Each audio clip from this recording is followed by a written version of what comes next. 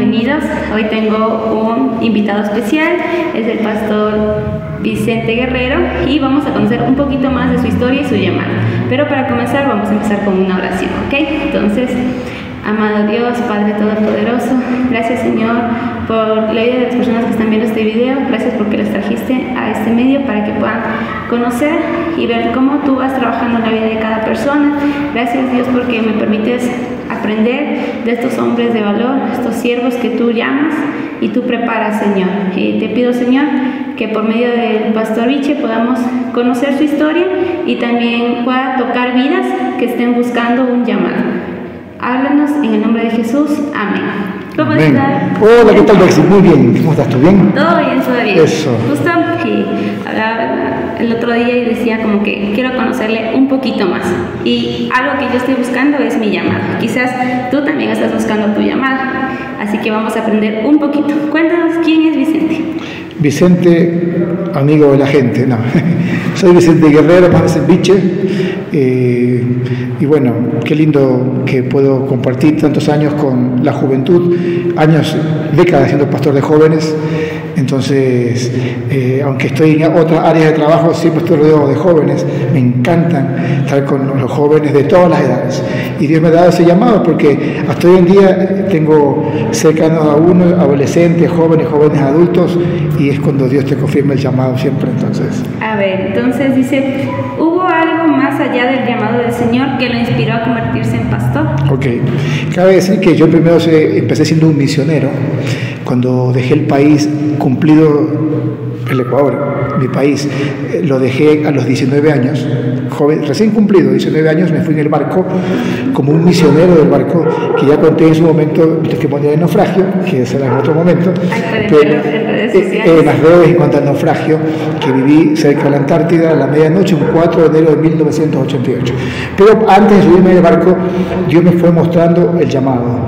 Yo tenía, ya fue el año 85, 86, a 87, casi año y medio, que yo sentía un fuego en mi corazón por las cosas de Dios.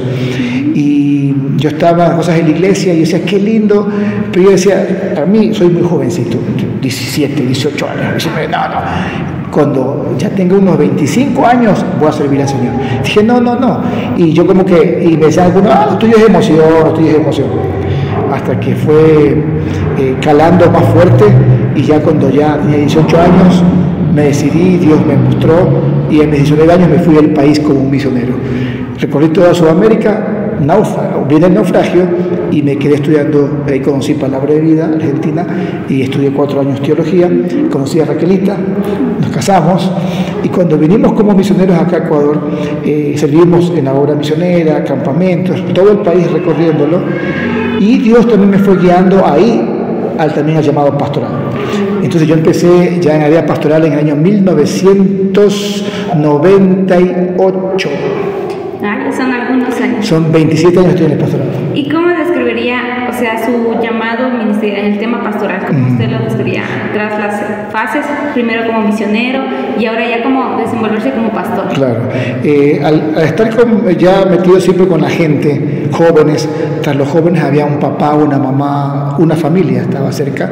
Fui también viendo que Dios me comenzó también a utilizar mucho en la iglesia local. Siempre estuve con la iglesia, siempre trabajé full con la iglesia, pero yo veía que ya el llamado era más metido en la área pastoral, y veía el trabajo, como era los primeros pasos, hasta que se fue dando, y me fui a vivir a la ciudad de Guayaquil en el 2003, y nos dedicamos ya en el área pastoral a tiempo completo en el 2006. Entonces, siempre fui el pastor desde el año 98, como te contaba, pero era como a medio tiempo, hasta que en el 2006 fue totalmente al 100% hasta la fecha. Entonces, fui viendo eso de que en las personas que estaban cerca de uno, adultos, jóvenes, había eso de ir pastoreándolos con la enseñanza, con el evangelismo y todo eso. Súper interesante, ya fue un medio tiempo, primero misiones. Ajá, después fue medio tiempo. Y a Dios dijo completo, por favor. Sí. ¿Y cuáles han sido los mayores desafíos, lo que usted ha enfrentado en su ministerio? Claro, de siempre tener presente y en cuenta quién debe ser nuestra prioridad. y debe ser, sea pastor, misionero, creyente, cualquiera, debe ser que Dios ocupe tu primer lugar. Es la prioridad. Entonces, poder estar viendo que yo iba recorriendo y tenía que siempre poner esos desafíos en mi vida, primero el Señor, o sea, primero el Dios de la obra y segundo la obra de Dios. A mucha gente le pasa que el activismo, entre comillas, y estar metido en todo el día ocupado, creemos que es ser espiritual. Y está bueno, pero ahora estamos a mucha gente le ha pasado, pastores, misioneros, creyentes, están muy activos en la obra de Dios y no están buscando al Dios de la obra, y primero es Dios. Entonces los desafíos es de que constantemente es primero Dios en todos los aspectos, y de ahí claro los planes, desafíos que a uno les ponen, mira, tal lugar, tal esto, tal otro, una iglesia hija, bueno, en fin. Entonces desafíos que todo van de la mano de la cercanía con Dios para orar por el desafío y ponerlo en la práctica con un plan y toda una acción. Claro, porque igual en Apocalipsis dice que nuestro primer amor es Dios, y a veces estando en una iglesia perdemos. Sí, se pierde, sí. Sí, y bueno, y a ver, entonces como su primer amor, ¿cómo equilibra el tema del primer amor, la familia, la esposa, tiene hijitos, abuelito también? Entonces, ¿cómo hace para llevar ese equilibrio personal y la vida ministerial? O sea, siendo pastor y tiempo completo. Exacto. Claro, la clave es el día a día, ¿quién es mi prioridad? Dios. Y después de Dios, ¿quién viene? La esposa y los hijos. Y de ahí el ministerio. Entonces, y desde que tenía los hijos pequeños, con Raquelita, después como fueron avanzando, escuela, colegio, universidad, después ella se casó, yo casé a mi hija. Entonces todas esas etapas importantes, después que ya mamá, abuelos, cómo debe haber un equilibrio. No somos perfectos, pero tenerla clara que cada día Dios debe ser mi primer lugar y mi primer amor. De ahí la esposa y los hijos. Cuando hablo de los hijos, el tiempo están en la escuela o el colegio, están por ejemplo en la mañana o la tarde, ver tiempos en que uno pase con ellos, importante. Entonces no es todo el día, pero sí hay momentos claves en el día a día con ellos que deben ser, y en cada etapa, niñez, adolescencia, juventud, y ya cuando son jóvenes maduros también. Entonces, pero hay muchas horas en que uno está en la obra, y los hijos pesan mucho. Entonces uno tiene que con ellos dialogar. Y en mi tiempo con mis hijos, nuestros hijos, los dos, Andrés y Renato, se llevan 7 años de diferencia. Primero fue ella y después fue él. En el tiempo de la niñez, jugar con ellos. En el tiempo de la adolescencia, hablar, compartir. Ella ayudó mucho para escucharlos y también decirles, mira, este es mi tiempo contigo, es mi tiempo con la obra. No todo el tiempo con los hijos, ni todo el tiempo en la obra de Dios.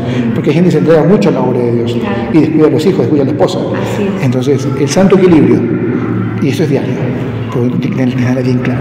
Te había escuchado que jugaba a las Barbies, ¿no? Uy, sí, con mi hija, eso fue algo espectacular. Rompí un mito, un paradigma del machismo macho alfa, de que los hombres no juegan a las muñecas. Y yo me propuse con mi hija jugarlo en el tiempo de la niñez, toda su niñez, y ella lo cuenta hasta ahora, y eso sabe mi esposa, en las que competimos, pero ella cuenta que dice, mi papá jugó más a las muñecas que mi mamá. O sea, yo jugué el doble, me encantó, y por medio del juego podía aconsejarla, advertirla, ten cuidado de esto, pero me encantaba, pero mi hija tiene 30 años, hace unos 25 años romper un machismo de que un hombre va a jugar, no. Y yo he aconsejado a mucha gente y lo han hecho, y es increíble jugar con sus hijas a las muñecas. Con el varón jugamos al fútbol, a los penales, le enseño a jugar ping pong a mi hijo en la mesa del comedor, pero el juego con las chicas muñecas, háganlo, que es increíble. Muy bien, perfecto, pero a ver, cuéntame, y ahora ya en el tema, ya otra vez volviendo al tema pastoral, ¿qué mensaje considera esencial para la iglesia hoy en día? Que debe ser importante, que asimismo Dios debe ser el primer lugar. Y algunos consejos: busquen al Señor todos los días, aliméntense de su palabra, buscarle al Señor, leer su palabra, así como desayunamos, almorzamos, merendamos, y uno como que dice, sí, pero a veces no lo hacemos. Yo debo alimentarme de Dios, con la palabra de Dios, buscarlo, y también hablar a la gente perdida. No son de decir, lo hacen los ministerios evangelísticos, lo hacen los famosos evangelistas o los pastores. Todo creyente debe hablar de Cristo a la gente. Ver el momento oportuno y hablar de Cristo al perdido y al creyente edificarlo. Eso debe ser todos los días. Todo el tiempo, a tiempo y fuera de tiempo. Así es. Ya, muy bien. ¿Y cómo ha visto la evolución? Bueno, ya en el tema, desde que usted empezó jovencito, entonces, ¿cómo ha visto la evolución de la iglesia en los últimos años? Y bueno, también es pastor de Alianza. ¿Cómo ha visto el desarrollo también? Claro, yo llevo con Alianza a tiempo completo desde 2010. O sea, vamos para 16 años. Y bueno, y por haber recorrido otras iglesias, no voy a decir los nombres, o sea, sí que hay bautistas, independientes, bueno, pero estando por todos esos grupos, recorriéndolo, la iglesia sigue creciendo y madurando. Algunas se estancaron, o sea, hablo a nivel general, pero he visto estancadas, quedadas, sin evangelismo, sin atraer a los jóvenes, a los niños. Una iglesia que no tiene niños y jóvenes se va quedando. Y siempre debe haber niños, jóvenes o adultos, la familia. Pero sí he visto que la iglesia ha crecido a nivel general. Otras se han estancado, como digo, pero unas han crecido en calidad, en cantidad, con la tecnología. En el tiempo de la pandemia algunos dijeron, uy, no, porque antes de la pandemia daban palos las redes sociales, uy, no, que es pecado, que esto, que lo otro, y se fueron obligados a usar el YouTube y las redes sociales, y avanzaron. Otros no usaron, se quedaron, estancaron y se quedaron sin nada, es la realidad. Entonces, como te digo, puedo hablar a nivel local, pero a nivel general la iglesia latinoamericana está creciendo comparado a otras regiones del mundo, pero ya en nuestro Ecuador también hay iglesias que crecen, y otras están intermedias y otras se están oxidando porque no hacen evangelismo ni discipulado, y no es hacer activismo o hacer mundano para atraer, no, con la misma palabra, pero debemos atraer a los niños, a los jóvenes, a los adultos, a Dios, y eso hay que hacerlo y que seguir haciéndolo. Sí, debemos llamar a las nuevas generaciones a concientizar primero el primer amor que es nuestro Dios, pero desde los niños, incluso la oración debe ser desde el embarazo y desde antes, o sea, por ejemplo, los jovencitos nos enseñan que oremos por nuestros esposos, ya incluso por nuestros hijos, porque vamos a tener nuevas generaciones que las vamos a empujar, las vamos a enviar como flechas. Y hablando de la oración, cuénteme, ¿qué rol o qué importancia tiene esto en su día a día? Orar es hablar con Dios. Y esto, así como yo hablo mucho con la gente, me gusta, hablar con Dios también lo hago constantemente. O sea, oro en mi mente, cuando voy en el carro pongo alabanzas, pero cuando en alabanzas voy orando. Entonces, pero tenéis un tiempo específico. Uno puede decir que sí, ora todo el día, está bien, la mente y todo, pero dedicado específicamente, mis tiempos son en las noches. Mi esposa Raquel es en las mañanas, ella se levanta a las 5 de la mañana y tiene sus tiempos con Dios 2 horas y ahí arranca su día, pero también debe más temprano. En cambio yo soy más nocturno, pero en las mañanas tengo algo corto de oración y una pequeña, una reflexión bíblica pequeña y oración pequeña, o sea, en cuanto dedicado a eso. Pero en las noches tengo más mi tiempo, oración personal, oro por mis amigos cristianos, colegas pastores, por la gente no alcanzada, por compañeros misioneros o ex compañeros míos. Entonces el tiempo de oración es diario, pero dedicado en las noches a ser puntual en oración, ser intencional. Intencional, sí. Perfecto. O sea, va creando el ambiente, el entorno para que pueda ser con intencionalidad. Y eso, y algo que un consejo bien que le pongo el extra, creo la atmósfera, pongo alabanzas para orar, a veces con letra o sin letra, a veces me gusta más con letra, a veces, depende de cómo estoy cada día, con letra o sin letra, por el cual me lleva a orar y a llorar por mí mismo, por mis seres queridos, por cosas que escuché. Dice, pastor, ore por mi hijo, ore por mi familia, y lo tengo y me acuerdo y oro y clamo. Entonces la alabanza me ayuda. El día que no tenga el teléfono, antes teníamos grabadoras, teníamos CD, hoy ya tenemos el teléfono, pero si el teléfono se acabó la batería, debo orar igual, pero te ayuda la atmósfera a crear el ambiente para orar más, con más fervor y pasión. Entonces Eso es un buen tip en cuanto a poner alabanzas que te ayudan a orar y también cuando lees la palabra de Dios. Así es, pero súper interesante. Hay gente incluso que pone velitas porque lo hace como más íntimo. Así, para que quede como más. Sí, es como, incluso el fuego es como que representa la presencia de Dios, como cuando fue Moisés y vio la zarza ardiente. Bueno, y en el tiempo de oración, usted va tal vez meditando, ¿qué mensaje va a dar cuando le toca? ¿O cómo hace? O sea, ¿cómo es que usted prepara el mensaje que usted tiene que predicar? ¿O Dios le pone? ¿O ya tienen tal vez como que esta semana vamos a hablar de tal cosa? Bien, muy buena pregunta. Como iglesia, encuentro como ya una iglesia muy organizada y está la temática de todo el año, de enero a diciembre.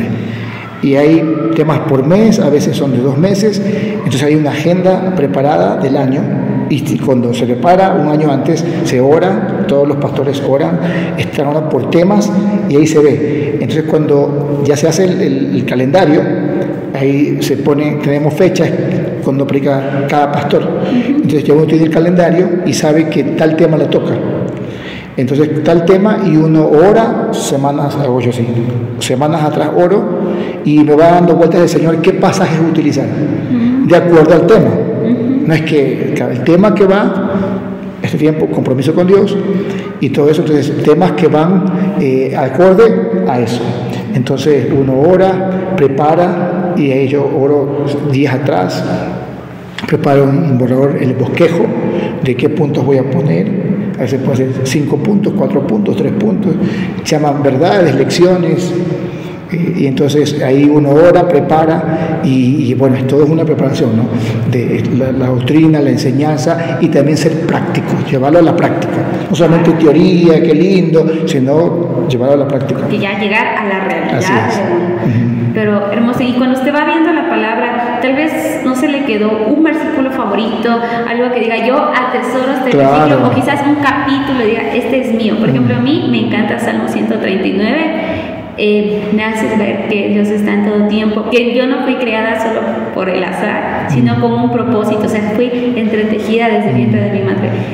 Y cuénteme, ¿cuál es? Tengo muchos, pero uno que me ha marcado y me encanta por décadas es Romanos 8:28, que dice, y sabemos que los que aman a Dios, todas las cosas les ayudan a bien. ¿Y qué son todas las cosas? Las buenas y las no tan buenas, llamadas las buenas y las malas, como el cantante ahora que dice cosas buenas y no tan buenas. Entonces, sabemos que los que aman a Dios, todas las cosas ayudan para bien.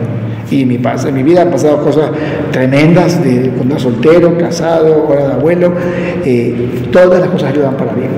Entonces, algo que el tema anterior en cuanto a las prédicas, eso en nuestra iglesia, pero cuando me han invitado a otros lugares a predicar, sea para jóvenes, campañas, conferencias, y dicen tema libre, yo oro y digo, Señor, guíame, ¿qué quieres que hable a tal grupo?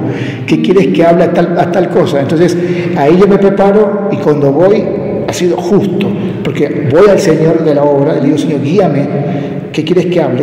Y siempre digo esto, heme aquí, envíame a mí, heme aquí, utilízame, que no sea yo, seas tú, me das los dones y talentos, pero seas tú hablando. Entonces cuando preparo todo y voy y dicen, fue justo, el tema que justo Dios nos habló, bueno, fue Dios, pero sí tiene que haber esa conexión con Dios, para que Él pone, cuando voy a otros lugares, entonces ahí cuando Dios pone el tema y uno le da y es así, no siempre es por hablar, o también tampoco se improvisa, no, en el momento lo que Dios guíe, yo lo he preparado, claro. A veces llevo dos pasajes, y cuando estoy en el lugar, a veces pasado, digo, veo esto, entonces viene bien esto, entonces es Dios que está hablando. Claro, y Dios prepara los corazones también para estas personas, y claro, en nuestra iglesia, súper bien que lleven una organización, justo hoy tuvimos la reunión de servidores, y vemos cómo ya tenemos establecidos fechas para el nuevo año 2026, y bueno, hay muchos jóvenes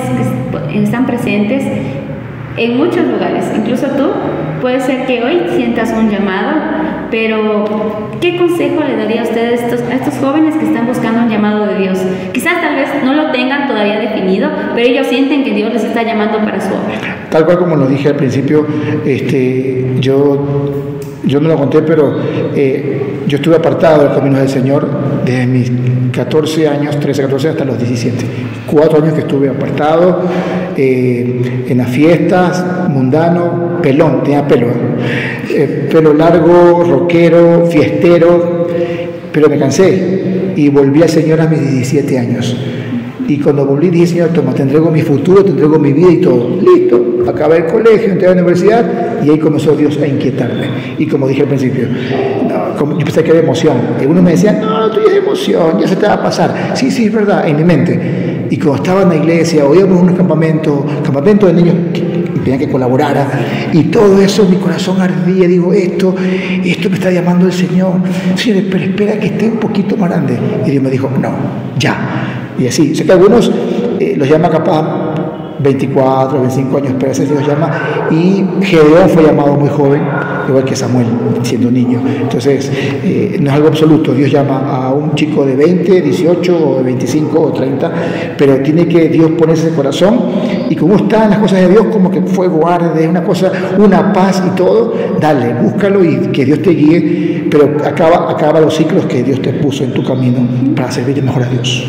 Claro, porque ya después, como vemos y veíamos el equilibrio de la vida, si quizás Dios ya te está poniendo una carrera o estás en el tema del colegio, culmina esas etapas, vívelas para el Señor, pero sí, el llamado poco a poco Dios te va abriendo puertas. Y así como le abrió a nuestro pastor, que primero fue misionero, Dios le fue llamando, y claro, no, mucha gente nos va a decir, es emocional, o no, o sea, o quizás... Tú no sirves para eso, no, lo tuyo no hace, como que va, mira otra cosa. Sí. Trabaja así gente de la iglesia. Sí. O familia de... Sí, yo recuerdo que cuando yo me gradué me decían como que, yo decía como que, ay, me quiero ir a la palabra de vida, entonces de ahí me decían como que sí, ese rato. Me gradué y me dijeron, y no vas a hacer nadie en la vida. Y me ponía a pensar y decía como que, o sea, quizás a Jesús tal vez lo dijeron así, sí. O qué pasó en ese entonces, ¿no? Pero a sus 30 años él empezó con fuerza su ministerio y lo continuó. Entonces ahora tú, joven o persona que estás viendo y que quieres comenzar y sientes ese llamado, primero no olvides tu primer amor, búscale a Dios. Amén. Que Dios les bendiga grandemente, sigan adelante, primero Dios y todo viene por añadidura. Separados de Él nada podemos hacer. Jesús dijo, separados de Él no podemos hacer nada. Un día a la vez, con toda la fuerza, con toda la pasión. Dios les bendiga. Gracias, Vicente. Cuídense mucho. Chao.